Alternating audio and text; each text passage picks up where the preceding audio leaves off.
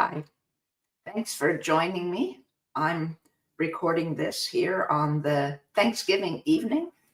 I guess I was wanting to talk about our ancestors and how I feel so thankful for them and to be on this journey that I'm on and to maybe encourage each of you on your ancestral journey in clearing the old patterns that keep us bogged down in this life, but ancestral clearing is much more than just clearing the old patterns. In doing so, in clearing those patterns that help you help your life, it helps your ancestors, even in the waiting places, I call it, in nature around us, where I find that most of them exist after their bodies die.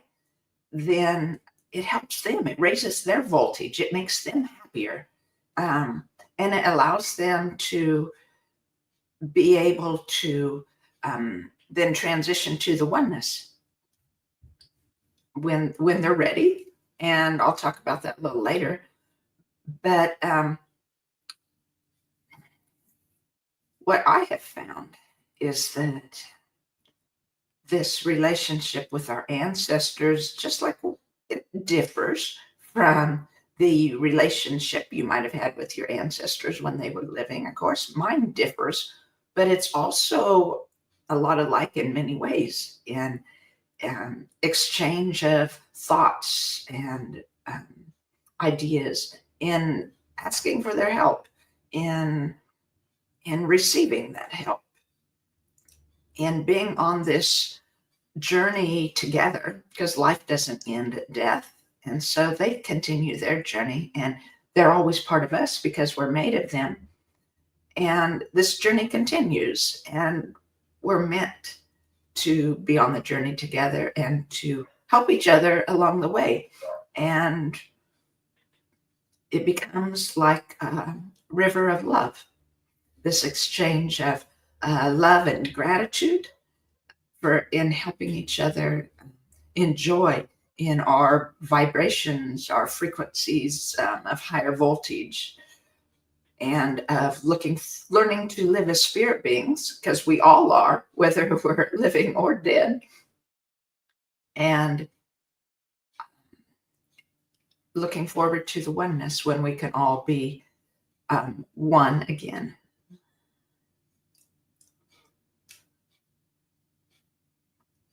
I started my journey with my ancestors. I was close to my mother's parents.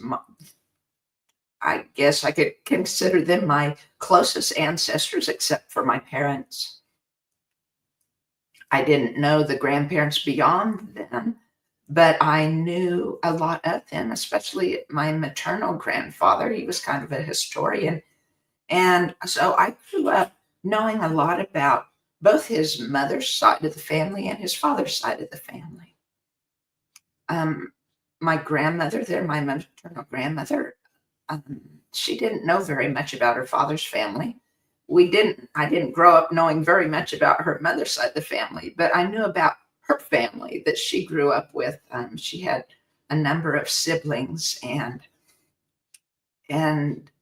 the love they shared for each other as they grew up. Their mother had died when she was young. She was one of the younger of the children, and then one of the older sisters helped take care of the younger siblings. But the love that family shared, they stayed very close through a lot of their lives, and it was beautiful. I knew quite a bit about my father's family too. There had been genealogy done on that side, and I knew some of the general things about them. And again, I knew a lot about my father's family, his many brothers and sisters, and I knew a little bit about the grandparents. So I grew up loving my grandparents and knowing them, but it was nothing to prepare me for this this part of my journey with my ancestors. So many of you probably heard my story where I kind of hit my bottom and had started made a big changes in my life and learned about biofield tuning and took the first class, and ancestors started coming. It was on a St. Patrick's Day, and my grandfather, who was a mix of Welsh and Swedish and some other things like that, were he suddenly stood beside me, and he'd been gone for about 25 years. My children were little when he died, and they got to know him some. And suddenly there he was, and I'm scared because to me, that was ghosts. I'd never experienced anything like that. It was strange. I had, by that time, after my first biofield tuning class, I had started tuning ancestors who were already in the oneness for their electromagnetic damages to their spiritual being, their biofields I found that they had suffered damage because of the electromagnetic frequencies that are unhelpful and surrounding us. And the sun charges our own bodies, and so and the moon charges our spirits. And so without the physical bodies, I found that really they suffered a lot in their auras or in their biofields. Excuse me, sorry, had to cough. And but there was Grandpa, and he wanted my help. He said, I'm ready to go to the oneness. I need your help. And it's like, wow, what do I do? How can I help you? I don't know how to do that. I've never worked with ancestors like that. And he said, use your tuning forks. And so I started, and just letting spirit guide me and clearing his stuck energy within my biofield. And then I went to other ancestors after that. And one by one, I went back from grandparents. I went back each generations for 5 generations, and naming the ancestors by name for the ones that I knew their names. There was a few I didn't know their names, and I just held that place for them as that part of that generation. And it was beautiful as I cleared their stuck energy, as I cleared their old emotions that kept them stuck in the waiting place, and mine were cleared. My sadness was cleared. It was awesome. It was just beautiful. And then as I worked in the biofield, and the ones who had already gone to the oneness were there to help me and guide me. They came in my life too. My father had died a number of years ago, and I found he was already in the oneness. And so my relationship with each of those ancestors continues. And it's lovely. It's important to me. It's made a huge difference in my life, both in clearing their energy and in having that relationship with them. And I'm just really thankful. And I look forward to where this relationship, this journey with the ancestors will bring me.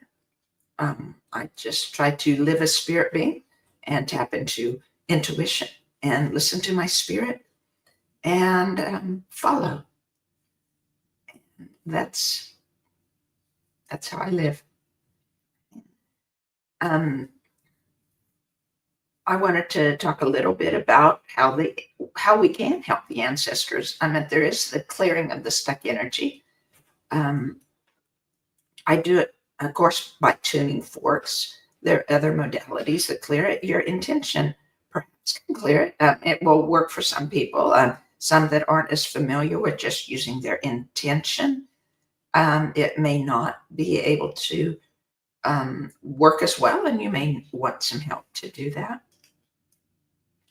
Other times it could be very deep-seated, and intention alone may not be enough for just automatically doing it quickly, that it may take years, perhaps, um, to work on that through intention. And I really like and appreciate how the biofield tuning can work like that and can pick up those places that of stuck energy without us even knowing which ones need to clear. But the forks find that dissonance, and the biofeedback from the forks allows that release to happen. And so there's other ways we can help the ancestors too, because there's 5 things that the ancestors need to transition, and clearing that stuck energy is just one of those. The way that we help them most, and clearing the stuck energy is part of it, but is in our love, in our desire to help them. Even if you don't know what to do or how to do, even if you're scared or leery about it, it's our job, really, to clear the generations, to raise the voltage of the universe so that our lives and those of our descendants is better and happier and more true to self, more true to spirit. So I hope you begin your ancestral work in some way. Another thing I wanted to mention is that, yes, we carry the old stuck energy of unhelpful emotions or unhelpful thought patterns that our ancestors have. And so you might feel that they kind of get a bad rap that, yuck, I'm carrying this of my ancestors. They did this to me. And, they lived their life as best as they could. And now it's our turn. And we can live our lives better with their help and with clearing that stuck energy. And the best thing is it doesn't end there. It helps our descendants. It helps our other family members. It's slower as it spreads to siblings or whatever. There's more change can be felt. If your children are still at home, you can see that change more directly in them. I've seen it in other close family members, especially with my mother and my grown children. And it's very, very well worth all the effort to play my part, because it's the time and the history of the universe for this to happen. And the universe is bringing these things into our lives, into our experiences, so that we can benefit the higher good of the universe and make a change in the trajectory of mankind and of the earth itself. And so we help the ancestors, and they help us. They want to, especially the ones in the oneness are so full of love and gratitude and joy, and they send us that love and gratitude and joy. They send us guidance from the oneness. They are with us at times, sometimes in presence, sometimes just their intention, and you can feel just their thought with you. But they are very, very much what to help us at all times. The ancestors who are not in the oneness, most of them do want to help. Most of them try to help and can help. There's some, though, that are not trustworthy. And so care needs to be taken in your connection with the ones that aren't helpful. And because I really, truly don't know which ones are real helpful and which ones aren't, then I limit my connection with the ancestors that are not that are in the waiting place around us that are not ready to transition. I limit that until um, they let me know that they are seeking again, that they're seeking that change. They're seeking the truth, that they're seeking um, that connection. They're seeking those 5 things that they need to transition into the oneness again, where this phase of their life is the physical had ended, and they're wanting this place in the afterlife, the waiting place to end, so they can be where they're meant to be, and where that is always full of the love and joy and gratitude. And so they help us and we help them.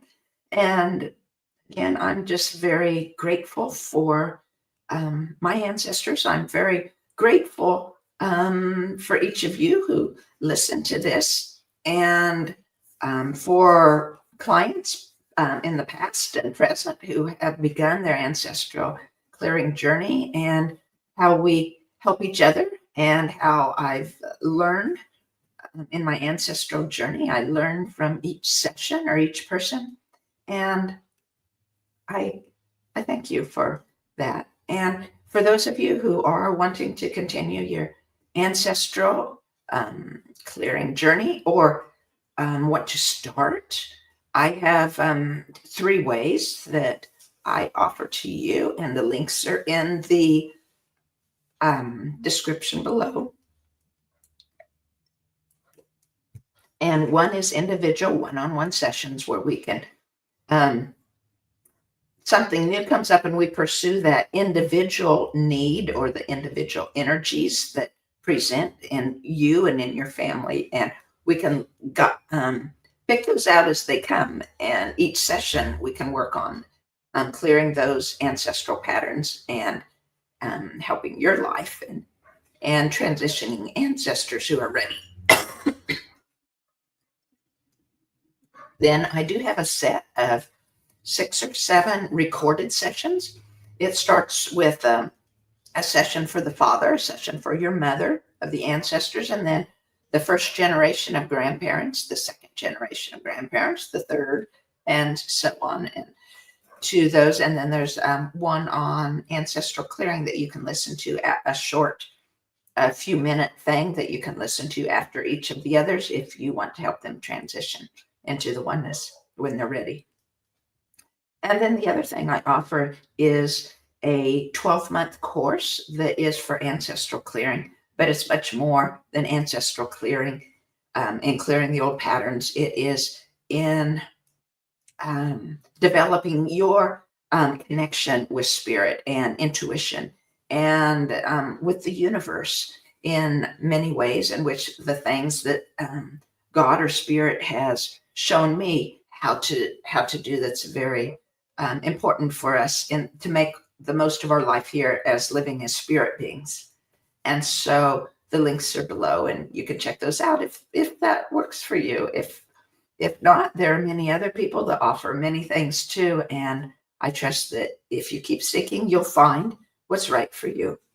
And so this eve before Thanksgiving, I give you thanks for watching. I give thanks to the universe, to spirit, for always working in our highest good. And with that, I'll catch you next week for the oracle card reading for the month of December. Have a great Thanksgiving. Bye-bye.